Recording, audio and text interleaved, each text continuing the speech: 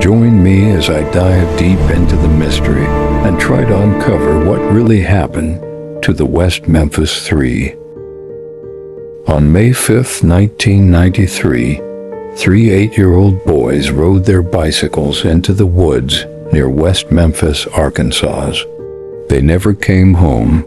By the next afternoon, their bodies were pulled from a muddy drainage ditch, beaten, bound, and left beneath the surface of the water. Within weeks, police would claim the case was solved. But decades later, one question still refuses to die. What really happened to the West Memphis Three? A town on edge. West Memphis in the early 1990s was a place shaped by fear, faith, and suspicion. It was deeply religious, deeply conservative, and deeply uncomfortable with anything that didn't fit. When the murders were discovered, panic spread instantly. Parents locked their doors. Churches filled. Rumors moved faster than facts. People didn't just want answers. They wanted someone to blame. The victims, the boys, were Stevie Branch, Michael Moore, and Christopher Byers. They were children, classmates, friends.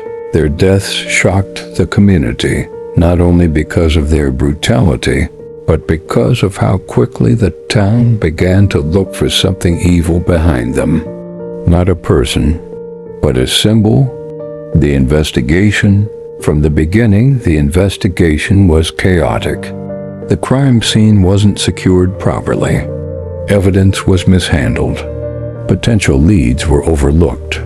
But one idea took hold early, the belief that the murders were part of a satanic ritual. It was the early 90s, at the height of what would later be called the Satanic Panic. Across America, fear of occult crime dominated talk shows, churches, and police departments. West Memphis was no exception, and once that theory took root, everything else followed it. The suspects. Police quickly focused on three teenagers: Damien Echols, a troubled 18-year-old who dressed in black and openly talked about witchcraft; Jason Baldwin, his quiet friend; Jessie, misskelley, a teenager with a low IQ who struggled to understand what was happening around him. They didn't fit in, and in West Memphis that mattered. The confession. The case against them hinged largely on one thing: a confession. After hours of interrogation, Jessie Misskelley confessed to involvement in the murders. But the confession was full of problems. It contained incorrect details, wrong times, wrong locations, facts that didn't match the crime scene. It was taken without a lawyer present, without his parents, and after intense pressure from police. Yet once the confession existed, it became the foundation of the case. Everything else was built around it. The trials that followed were deeply controversial.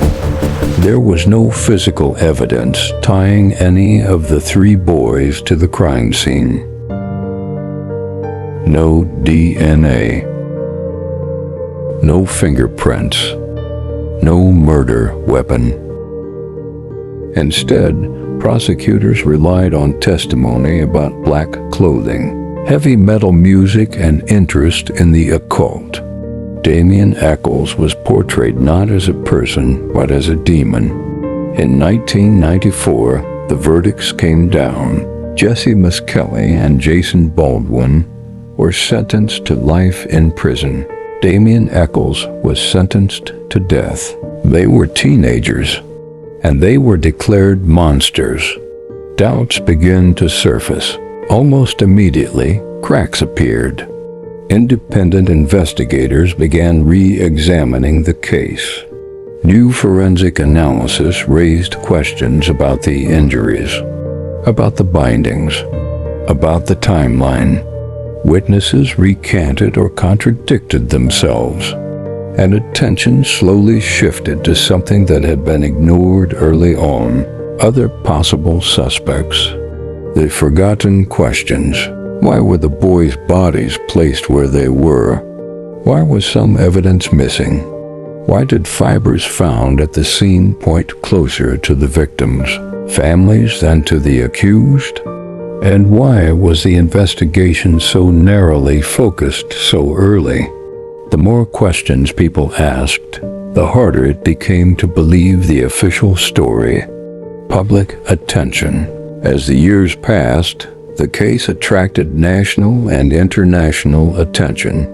Documentaries were made. Celebrities spoke out. Legal experts weighed in. To many, it looked like a miscarriage of justice fueled by fear and bias.